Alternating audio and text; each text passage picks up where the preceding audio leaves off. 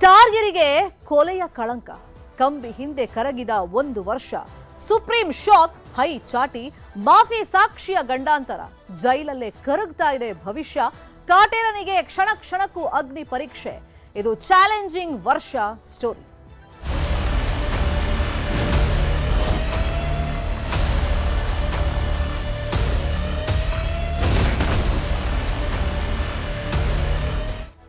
ಚಿತ್ರದುರ್ಗದ ರೇಣುಕಾಸ್ವಾಮಿ ಕೊಲೆ ಪ್ರಕರಣದಲ್ಲಿ ದಾಸನ 1 ವರ್ಷ ಕಂಬಿ ಹಿಂದೆ ಕರಗಿ ಹೋಯಿತು.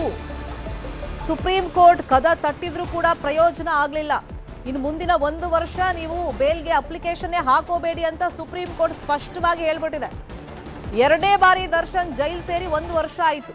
ಫಸ್ಟ್ ಜೈಲಿಗೆ ಹೋಗ್ತಾರೆ, ಆಮೇಲೆ ಜಾಮೀನು ಸಿಗುತ್ತೆ, ರಾಜಾತಿಥ್ಯದ ಪ್ರಕರಣ ಮುನ್ನೆಲೆಗೆ ಬರುತ್ತೆ, ಸುಪ್ರೀಂ ಕೋರ್ಟ್ನಲ್ಲಿ ಜಾಮೀನು ರದ್ದಾಗುತ್ತೆ, ಮತ್ತೆ ಜೈಲು ಪಾಲಾಗ್ತಾರೆ. ಹಂಗೆ 2ನೇ ಬಾರಿ ದರ್ಶನ್ ಜೈಲ್ ಸೇರಿ 1 ವರ್ಷ ಆಗೋಯ್ತು. ಜೈಲಲ್ಲಿ ಕರಗ್ತಾ ಇದೆ ಕಾಟೇರನ ಭವಿಷ್ಯ. ಬೇಲ್ ರದ್ದಾಯ್ತು, ಬಂಧನ, ಚಾರ್ಜ್ ಫ್ರೇಮ್ ಆಯ್ತು. ಈಗ ಮಾಫಿ ಸಾಕ್ಷಿ ಅಗ್ನಿ ಪರೀಕ್ಷೆ. ಇನ್ನೊಂದು ಕಡೆ ನಿನ್ನೆ ಮಹತ್ವದ ಬೆಳವಣಿಗೆಯಲ್ಲಿ ಈ ಮಾಫಿ ಸಾಕ್ಷಿಯ ಆಕ್ಷೇಪಣೆ ಅರ್ಜಿ ತಿರಸ್ಕಾರ ಆಗಿದೆ. ಒಟ್ಟಲ್ಲಿ ಈ ಕೊಲೆ ಕೇಸಲ್ಲಿ ಹೆಜ್ಜೆ ಹೆಜ್ಜೆಗೂ ದರ್ಶನ್ಗೆ ಅಗ್ನಿ ಪರೀಕ್ಷೆ ಎದುರಾಗ್ತಾ ಇದೆ. ಅತ್ಯಾಪ್ತರೆ, ಕ್ಲೋಸ್ ಸರ್ಕಲ್ ನಲ್ಲಿ ಇದ್ದವರೇ ಶತ್ರುಗಳಾಗ್ಬಿಟ್ರು ಈಗ ದರ್ಶನ್ಗೆ. ಕಾನೂನು ಹೋರಾಟದಲ್ಲೂ ಪದೇ ಪದೇ ಹಿನ್ನಡೆಯಾಗ್ತಾ ಇದೆ. ಜೈಲಿನ ಕೋಣೆಯಲ್ಲೇ ದರ್ಶನ್ ನರಕವನ್ನ ನೋಡ್ತಾ ಇದ್ದಾರೆ. ದರ್ಶನ್ಗೆ ನರಕ ದರ್ಶನ ಜೈಲಲ್ಲಿ ಆಗ್ತಾ ಇದೆ. ಹೆಜ್ಜೆ ಹೆಜ್ಜೆಗೂ ದರ್ಶನ್ಗೆ ಅಗ್ನಿ ಪರೀಕ್ಷೆ ಎದುರಾಗ್ತಾ ಇದೆ. ಈಗ ಪ್ರದೂಷ್ ಮಾಫಿ ಸಾಕ್ಷಿಯಾಗಿ ತನ್ನನ್ನು ಪರಿಗಣಿಸಬೇಕು ಅಂದಿದ್ದನ್ನ ಕೋರ್ಟ್ ಪುರಸ್ಕಾರ ಮಾಡಿದೆ. ಆಕ್ಷೇಪ ಅರ್ಜಿಯನ್ನ, ದರ್ಶನ್ರ ಆಕ್ಷೇಪ ಅರ್ಜಿಯನ್ನ ಕೋರ್ಟ್ ರಿಜೆಕ್ಟ್ ಮಾಡಿದೆ. ಇನ್ನೊಂದು ಕಡೆ ದರ್ಶನ್ ಪತ್ನಿ ವಿಜಯಲಕ್ಷ್ಮಿ ಇನ್ಸ್ಟಾಗ್ರಾಂನಲ್ಲಿ ಭಾವುಕವಾಗಿ ಪೋಸ್ಟ್ ಅನ್ನ ಹಾಕಿದ್ದಾರೆ. ಈಗಾಗಲೇ 1 ವರ್ಷ ಕಳೆದಿದೆ, ಗಾಯ ಇನ್ನೂ ವಾಸಿಯಾಗಿಲ್ಲ, ನೋವು ಇನ್ನೂ ತಡೆಯೋಕ್ಕಾಗ್ತಾ ಇಲ್ಲ. ಅರ್ಥ ಮಾಡಿಕೊಳ್ಳಲಾಗದ ಈ ಜಗತ್ತಿಗೆ ಎಲ್ಲವನ್ನೂ ವಿವರಿಸೋದನ್ನ ನಾನು ನಿಲ್ಲಿಸ್ಬಿಟ್ಟಿದ್ದೀನಿ. ಈಗ ನಾನು ಕೇವಲ ಮುಗುಳ್ನಕ್ಕೂ ಉಳಿದಿದ್ದನ್ನ ಕಾಲ ಮತ್ತು ದೇವರಿಗೆ ಬಿಡ್ತಾ ಇದ್ದೀನಿ ಅಂತ ಹೇಳಿ ಭಾವುಕವಾಗಿ ಬರ್ಕೊಂಡಿದ್ದಾರೆ. ಮತ್ತೊಂದು ಪೋಸ್ಟ್ ಅಲ್ಲಿ ಕಠಿಣ ಪರಿಸ್ಥಿತಿಯಲ್ಲಿ ಜಗತ್ತಿಗೆ ಅಥವಾ ಕಾನೂನಿಗೆ ಏನನ್ನೂ ಸಾಬೀತುಪಡಿಸುವಂತ ಅಗತ್ಯ ನಮಗಿಲ್ಲ, ಭಗವಂತನಿಗೆ ಸತ್ಯ ಏನು ಅಂತ ಗೊತ್ತಿದೆ.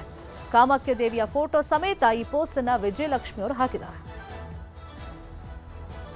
ಇದೇ ವಿಷಯವಾಗಿ ಇನ್ನಷ್ಟು ಡೀಟೇಲ್ ಆಗಿ ಇನ್ಫಾರ್ಮೇಶನ್ ಕೊಡ್ತಾ ಹೋಗೋದಕ್ಕೆ ನೇರ ಸಂಪರ್ಕದಲ್ಲಿ ಕನೆಕ್ಟ್ ಆಗಿದ್ದಾರೆ ನಮ್ಮ ರಿಪೋರ್ಟರ್ ಮಾದೇಶ್.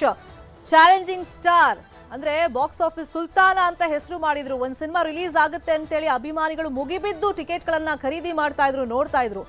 ಆದ್ರೆ ಒಂದು ಸಣ್ಣ ತಪ್ಪು ಮಾಡಕ್ ಹೋಗಿ ಈಗ ಜೈಲಲ್ಲಿ ಕಾಲ ಕಳೆಯುವಂತ ಪರಿಸ್ಥಿತಿಯನ್ನ ದರ್ಶನ್ ಫೇಸ್ ಮಾಡ್ತಾ ಇದ್ದಾರೆ.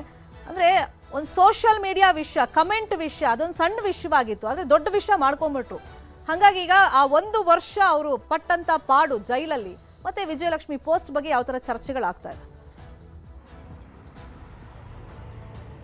ಶರ್ಮಿತಾ, ಈಗಾಗಲೇ ದರ್ಶನ್ ವಿಚಾರಕ್ಕೆ ಸಂಬಂಧಪಟ್ಟಂತೆ ಆಗಾಗ ಸೋಷಿಯಲ್ ಮೀಡಿಯಾದಲ್ಲಿ ಸಾಕಷ್ಟು ಚರ್ಚೆಗಳಾಗ್ತಿರುತ್ತೆ. ಮತ್ತು ಈ ಒಂದು ಪ್ರಕರಣಕ್ಕೆ ಸಂಬಂಧಪಟ್ಟಂತೆ ಅಂದರೆ ರೇಣುಕಾಸ್ವಾಮಿ ಕೊಲೆ ಪ್ರಕರಣಕ್ಕೆ ಸಂಬಂಧಪಟ್ಟಂತೆ ನ್ಯಾಯಾಲಯಗಳಲ್ಲಾಗಿರ್ಬೋದು, ಪೊಲೀಸ್ ಇಲಾಖೆಯಲ್ಲಾಗಿರ್ಬೋದು, ಮಾಧ್ಯಮಗಳಲ್ಲಾಗಿರ್ಬೋದು ಸಾಕಷ್ಟು ಒಂದು ಹೈ ಪ್ರೊಫೈಲ್ ಕೇಸ್ ಅಂತಲೇ ಚರ್ಚೆ ಆಗ್ತಿದೆ. ಅದರಲ್ಲೂ ಕೂಡ ಪ್ರತಿಯೊಂದು ಹಂತದಲ್ಲೂ ಕೂಡ ದರ್ಶನ್ ಕೇಸ್ನಲ್ಲಿ ಅಂದರೆ ರೇಣುಕಾಸ್ವಾಮಿ ಕೊಲೆ ಪ್ರಕರಣದಲ್ಲಿ ಆಗ್ತಿರುವಂಥ ಬೆಳವಣಿಗೆಗಳನ್ನು ಕಂಡು ಲಾಯರ್ಗಳೇ ಶಾಕ್ ಆಗಿದ್ದಾರೆ. ಯಾಕಂದರೆ ಸ್ಟಾರ್ಟಿಂಗಿಂದ ಹಿಡಿದು ಅಂದರೆ ಪ್ರಕರಣ ಶುರುವಾದಾಗಿಂದ ಹಿಡಿದು ಒಂದಲ್ಲ ಒಂದು ಟ್ವಿಸ್ಟ್ಗಳು ಈ ಒಂದು ಕೇಸ್ನಲ್ಲಿ ನಡೀತಿದೆ, ಒಂದಲ್ಲ ಒಂದು ಡೆವಲಪ್ಮೆಂಟ್ಗಳು ನಡೀತಾನೆ ಇದ್ದಾವೆ.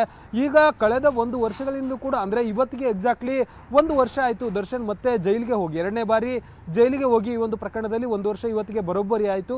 ಯಾಕಂದರೆ ಕಳೆದ ವರ್ಷ ಇದೇ ದಿನದಂದು ಸುಪ್ರೀಂ ಕೋರ್ಟ್ ಒಂದು ಆರ್ಡರ್ ಮಾಡಿರುತ್ತೆ. ಅಂದರೆ ಕಳೆದ ವರ್ಷ ದರ್ಶನ್ ತಮ್ಮ ಮತ್ತೊಂದು ಸಿನಿಮಾದಲ್ಲಿ, ಡೆವಿಲ್ ಸಿನಿಮಾದಲ್ಲಿ ಬ್ಯುಸಿಯಾಗಿರ್ತಾರೆ, ಸಿನಿಮಾ ರಿಲೀಸ್ನ ತಯಾರಿಯಲ್ಲಿ ಅವರು ಬ್ಯುಸಿಯಾಗಿರ್ತಾರೆ, ಒಂದು ಸಾಂಗ್ ಕೂಡ ಬಿಡುಗಡೆ ಆಗಬೇಕಾಗಿರುತ್ತೆ. ಆದರೆ ಇಂತಹ ಒಂದು ಸಂದರ್ಭದಲ್ಲಿ ದರ್ಶನ್ಗೆ ಸುಪ್ರೀಂ ಕೋರ್ಟ್ ಶಾಕ್ ಕೊಟ್ಟಿರುತ್ತೆ. ಯಾಕಂದರೆ ಈ ಒಂದು ಪ್ರಕರಣದಲ್ಲಿ ದರ್ಶನ್ ಜಾಮೀನು ಅರ್ಜಿಯನ್ನು ರದ್ದು ಮಾಡಬೇಕು ಅಂತೇಳಿ ಸುಪ್ರೀಂ ಕೋರ್ಟ್ಗೆ ಪ್ರಾಸಿಕ್ಯೂಷನ್ ಹೋಗಿರುತ್ತೆ. ಈ ಒಂದು ಸಂದರ್ಭದಲ್ಲಿ ಇದೇ ದಿನದಂದು ಸುಪ್ರೀಂ ಕೋರ್ಟ್ ದರ್ಶನ್ ಅವರ ಬೇಲನ್ನು ರಿಜೆಕ್ಟ್ ಮಾಡಿ ಕಳಿಸುವಂಥ ಕೆಲಸವನ್ನು ಮಾಡಲಾಗಿರುತ್ತೆ. ಜೊತೆಗೆ ಈ ಒಂದು ಪ್ರಕರಣದ ಬಗ್ಗೆ ಸ್ವತಃ ಸುಪ್ರೀಂ ಕೋರ್ಟ್ ಕೂಡ ಇಷ್ಟೊಂದು ಬರ್ಬರವಾಗಿ ಹತ್ಯೆ ಮಾಡಲಾಗಿದೆ, ಇಷ್ಟೊಂದು ಎವಿಡೆನ್ಸ್ಗಳಿದೆ, ಯಾಕೆ ಅಷ್ಟು ಬೇಗ ದರ್ಶನ್ಗೆ ಜಾಮೀನು ಕೊಟ್ರಿ ಅನ್ನುವಂಥ ಪ್ರಶ್ನೆಯನ್ನು ಹೈಕೋರ್ಟ್ಗೆ ಪ್ರಶ್ನೆ ಮಾಡುವಂಥ ಕೆಲಸವನ್ನು ಸುಪ್ರೀಂ ಕೋರ್ಟ್ ಮಾಡಿತ್ತು. ಅದಾಗಿನಿಂದ ಇಲ್ಲಿವರೆಗೂ ಕೂಡ ದರ್ಶನ್ಗೆ ಒಂದಲ್ಲ ಒಂದು ಕಾನೂನು ಹೋರಾಟಗಳು ಹೆಚ್ಚಾಗ್ತಾನೆ ಇದ್ದಾವೆ. ಟ್ರಯಲ್ ಆಯಿತು ಅಂದರೆ ಕಳೆದ ವರ್ಷ 2026ರಲ್ಲಿ ಇದು ಟ್ರಯಲ್ ಶುರುವಾಯಿತು. ಅದಾದಮೇಲೆ ಡಿಫಾಲ್ಟ್ ಅರ್ಜಿಯನ್ನು ಹಾಕುವಂಥ ಕೆಲಸವನ್ನು ಪವಿತ್ರ ಗೌಡ ಮಾಡಿದರು. ಪವಿತ್ರ ಗೌಡರ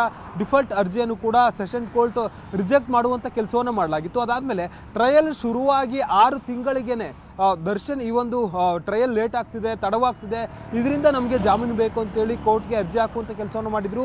ಆ ಒಂದು ಅರ್ಜಿಯನ್ನು ಕೂಡ ಸುಪ್ರೀಂ ಕೋರ್ಟ್ ರಿಜೆಕ್ಟ್ ಮಾಡುವಂಥ ಕೆಲಸವನ್ನು ಮಾಡಲಾಗಿತ್ತು. ಮತ್ತು ಸುಪ್ರೀಂ ಕೋರ್ಟ್ಗೆ ಮತ್ತೆ ಈ ಒಂದು ಪ್ರಕರಣದಲ್ಲಿ ರಿವ್ಯೂ ಮಾಡಬೇಕು ಅಂತೇಳಿ ಪರಿಶೀಲನಾ ಅರ್ಜಿಯನ್ನು ಕೂಡ ಸುಪ್ರೀಂ ಕೋರ್ಟ್ಗೆ ಹಾಕುವಂಥ ಕೆಲಸವನ್ನು ಮಾಡಲಾಗಿತ್ತು.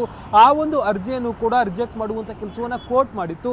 ಇದೆಲ್ಲವೂ ಕೂಡ ತಡೆದುಕೊಡ್ತಿತ್ತು ಅನ್ನೋಂಥ ಸಂದರ್ಭದಲ್ಲಿ ಕೋರ್ಟ್ ಕೂಡ ಬೇಲ್ನ ವಿಚಾರಕ್ಕೆ ಸಂಬಂಧಪಟ್ಟಂತೆ 1 ವರ್ಷಗಳ ಕಾಲ ಬೇಲ್ ಕೊಡೋ ಹಾಗಿಲ್ಲ, ಅರ್ಜಿ ಹಾಕೋದಕ್ಕೆ ಬರೋದಿಲ್ಲ ಅಂತೇಳಿ ದರ್ಶನ್ಗೆ ಸೂಚನೆ ನೀಡುವಂತ ಕೆಲಸವನ್ನು ಮಾಡಲಾಗಿತ್ತು. ಅದರ ಬೆನ್ನಲ್ಲೇ ಈಗ ಮಾಫಿ ಸಾಕ್ಷಿ ಅರ್ಜಿ ದರ್ಶನ್ಗೆ ದೊಡ್ಡ ಕಂಟಕವಾಗಿ ಈಗ ಪರಿವರ್ತನೆ ಆಗಿದೆ. ಹೈಕೋರ್ಟ್ನಲ್ಲೂ ಕೂಡ ಮಾಫಿ ಸಾಕ್ಷಿ ವಿಚಾರಕ್ಕೆ ಸಂಬಂಧಪಟ್ಟಂತೆ ದರ್ಶನ್ಗೆ ಹಿನ್ನಡೆಯಾಗಿದೆ. ಹೀಗಾಗಿ ಮಾಫಿ ಸಾಕ್ಷಿಯನ್ನ ಎದುರಿಸಲೇಬೇಕಾದಂತಹ ಒಂದು ಅನಿವಾರ್ಯತೆ ದರ್ಶನ್ ಮುಂದಿದೆ. ಶರ್ಮಿತಾ, ಫೈನ್, ಕೋರ್ಟ್ನಲ್ಲಿ ಏನೆಲ್ಲ ಟ್ರಯಲ್ ನಡೆಯುತ್ತೆ, ಮಾಫಿ ಸಾಕ್ಷಿ ಏನಾಗುತ್ತೆ ಅದ್ರ ಫಾಲೋ ಮಾಡೋಣ. ಥ್ಯಾಂಕ್ ಯು ಮಾದೇಶ್, ಶಿಕ್ಷಣದ ಮಾಹಿತಿಯನ್ನು ಕೊಟ್ಟಿದ್ದಕ್ಕೆ.